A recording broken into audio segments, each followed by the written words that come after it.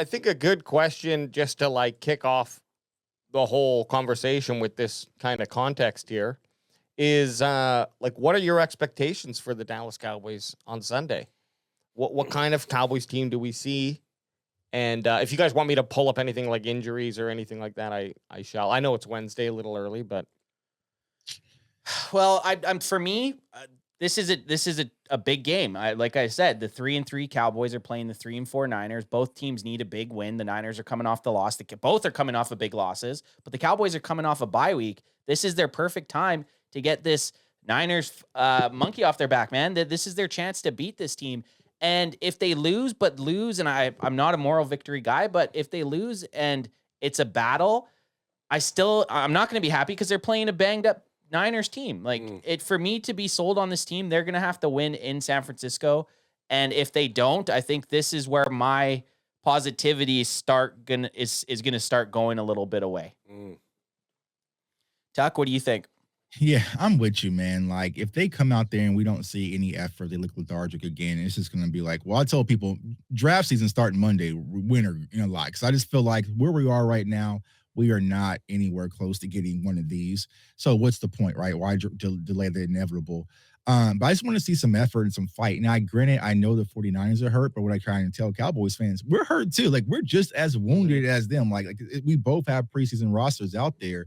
So it's going to be interesting to see how things happen. But I think from a mental aspect, if the San Francisco 49ers still come out there with Mason and Kittle and run the ball down our throat, and we still can't stop the run, we still can't get the ground game going, and CD and Dak are off track, I think it's going to be a mental blow for the organization. And I think somebody is going to have to take the blame for it. It might be Mike McCarthy. Even though Jerry said he's not going to fire him throughout the season, I think there's going to be big conversations. If we come out after the bye and we look the same way versus Detroit, and so it limped up and hurt San Francisco team, I think it's going to be the breaking point for this season, to be honest with you guys.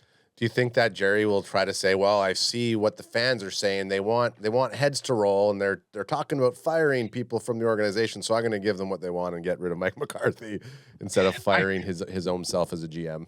I'll ask you guys this. If we had Dan Quinn, I think Mike McCarthy would be probably on the cutting block. I just don't think that he has a guy that he thinks can be the actual head coach. Lord, please don't make it Zimmer. Right. So I think since he doesn't have that guy, I think that's why he's going to drag Mike McCarthy out. But overall, if this was last year and we were playing it bad, I think Mike McCarthy's leash will be a whole lot shorter, to be honest with y'all. No, that's a good point. And I honestly thought after the Green Bay game, they were going to fire Mike McCarthy and make Dan Quinn the head coach. That was kind of what I thought was going to happen, and they didn't change anything. And then Mike stuck around, and no one really got chewed out for that loss. And it just kind of feels like an extension of that. This season kind of feels like an extension of that Green Bay Packers loss in my mind. But Nate Dogg, just the fourth overtime from Green Bay. That's for sure. It's a reoccurring nightmare. Nate, I want to ask you, my guy to the right of me, not donning the Niners gear, thankfully, but for you going into this game, like like we have said, you're in the same exact situation as a fan, at least. I was looking at the stats of Dak Prescott and Brock Purdy up there. Fucking terrible for guys. One guy making 60, one guy is supposedly making 60 next year. He's going to be. He's going to be up there. Terrible. That's fucking terrible. That's Bush League. That's Matt Hassel Bush League type stuff. Yeah, so Dak Prescott, I'm looking at the touchdowns and interceptions. You got Dak Prescott, 8 touchdowns, 6 interceptions. And then Brock Purdy, 9 touchdowns, 7 interceptions. Fucking brutal. That isn't very good. That's looking like Jimmy G-esque numbers. Oh, that hurt.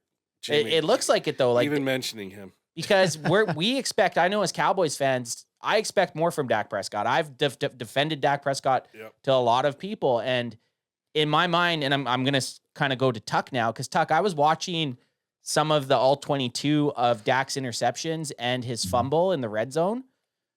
And I just made a video yesterday. I knew it was going to piss people off because I wanted the reaction video, right? Yeah. So it's Dak Prescott fumbling the football. And I said it was on Dak Prescott in the red zone. I said the turnovers in the red zone have been on Dak Prescott. We can't expect our offensive line with 2 rookies and Terrence Steele to do their job that well. What I've noticed with Dak Prescott in the red zone is he will not take his eyes off of CeeDee Lamb. He just locks in on CeeDee Lamb. And he had time. They're showing this right now. Against the Steelers when he fumbled here, he had time. He didn't decide to throw the ball away, which has been an issue with Dak Prescott, and he didn't run. So I've been a big Dak fan, but in this video and a couple of the turnovers that I've seen, they have all been on Dak Prescott in my mind. I won't say all of them, right? Because there has been some miscommunications, but I think that it really falls on Dak Prescott. He's been there long enough. He's been our leader. He's the conductor of this offense. And I think what's happening with Dak, right? It's a lot of different things. It's the lack of offensive line protection. We know that. Lack of separation when it comes to our wide receiver core.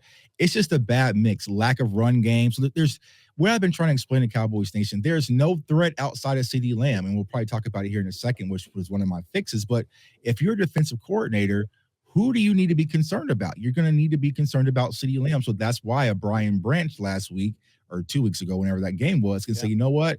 I know I'm supposed to cover in the flat, but you know what? Screw it. It's just Jalen Tolbert. Who cares? I'm going to go up top and abandon my assignment to go over top and get CeeDee Lamb and get the interception. So it's just a bad mix. It's lack of protection up front. It's a lack of threats. It's a lack of scheme, lack of separation, lack of trust. Dak Prescott's getting sped up and he's happy feet and he's staring down his reads. The offense is bad, y'all. And I think that's my biggest concern this year is that defense, I understand, right? We're hurt all over the place, Coach Zimmer, but I did not expect the offense to fall off a cliff this drastically this year, even with the absence of Tyron Smith and just Tony Pollard. And it's going to be a lot of work that needs to come to kind of get this thing fixed. It's going to start with number 4, Dak Prescott. Yeah, I don't know what they can really do on offense. It feels like they've tried everything except for, of course, Dalvin. Scoring touchdowns. Dalvin Cook. You're right. Yeah, you tried that. Yeah.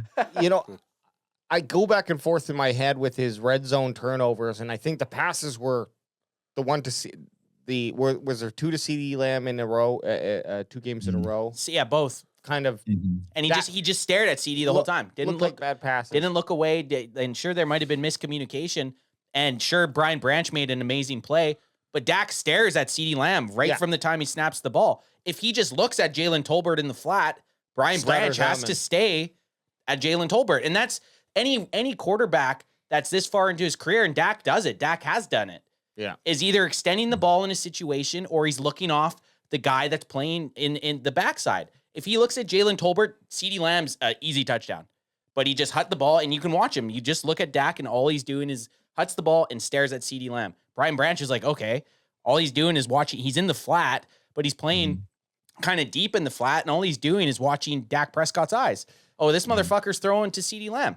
Well, screw Jalen Tolbert. And that's what I wonder is Dak feeling that, like Barry Grant Jr. talks about it all the time, about Dak having to play hero ball. And I wonder if he gets in that mode where it's like, well, I don't have any option.